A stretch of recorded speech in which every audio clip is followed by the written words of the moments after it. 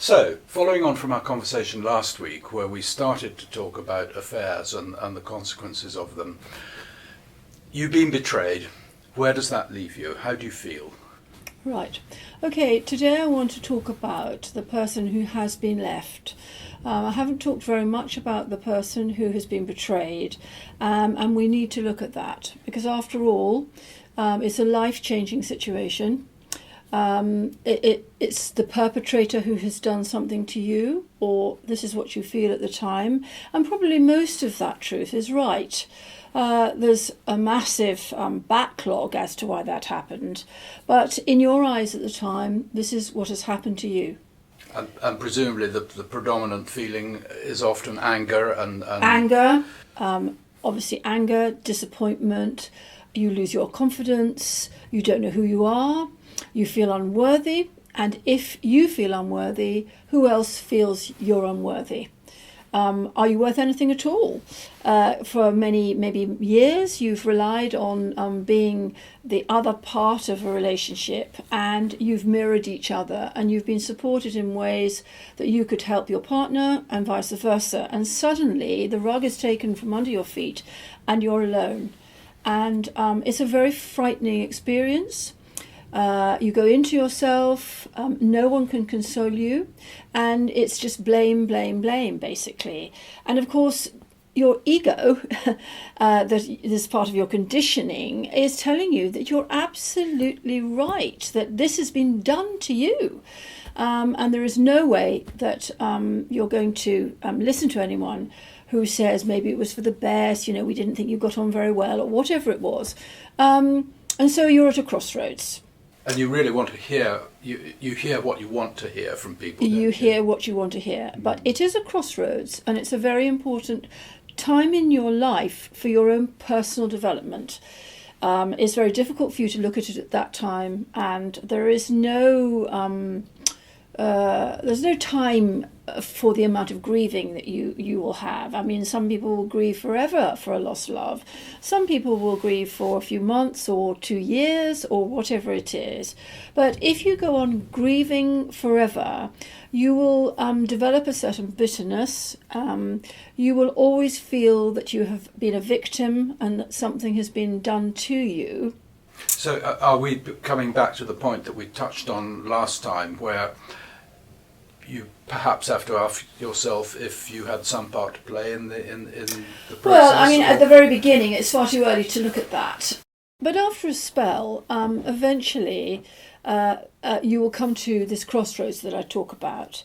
Your friends will perhaps not be quite so concerned about you. You'll have more time to gather your thoughts together. And you will begin to look at the situation you found yourself in at the time.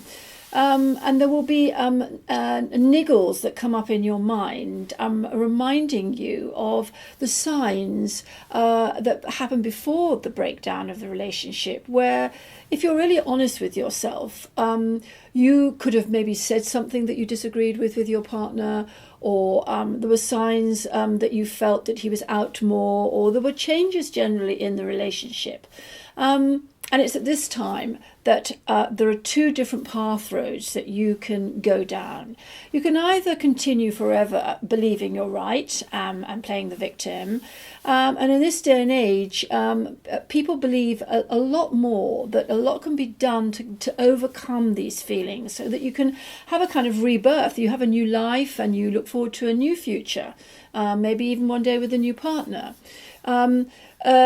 There's the way of going with the bitterness and your ego telling you very strongly that you're right, that you've always been right, and this has been done against you. And on the other side, there are opportunities for you to move forward. Do you think there's ever a situation where actually you are right and the other person really has treated you very badly, and there's no other way of putting it? What do you do in that situation, or do you always think that you should look at yourself as well and see what your responsibility was? It depends very much with the degree of your maturity. We're not perfect. None of us are perfect. We all grow up in different situations with the conditioning we have.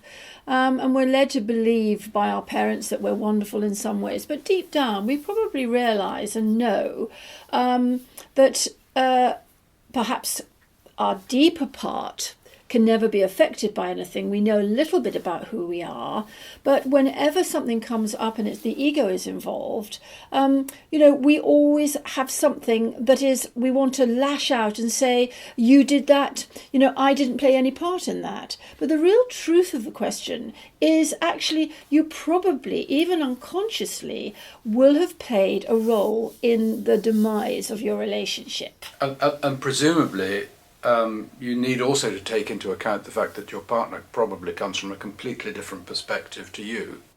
Well, I mean, for whatever reason, and he or she may not have spoken up either, and we don't know what's involved. We don't know whether another person's involved or they've just left out of the blue, and you're just left with nothing. We don't know what's been going on. But, if another person is involved, then they've obviously left you for something which they thought they could have better, that they didn't find in you. And that is what's so painful. It's incredibly painful to think that someone else has got the things that you didn't have. Is there anything that you think you can do in that situation which will kind of help you get out of that frame of mind? I mean, are there sort of steps that you could take to Well, it's a natural thing. I mean, when people come to me in counselling in that kind of situation, the first thing I say to them is to treat themselves as the partner that you would have given attention to in the past. So you pamper yourself. You pay money to go to the gym. You go and you have fun with your friends. You go walking in the hills. You go out and you do things which make you feel better to begin with inside for yourself. And then later on, you can get help from friends, you can go to counselling, but in the end of the day, it's always going to be down to your inner power, your inner self. And this is where I come to a part of my own way of counselling people that I think gives you a better opportunity to look forward to something positive in your life. It's really about rebuilding your self-respect as much as anything else, isn't it? It's about that, but you can have some tools that will help you.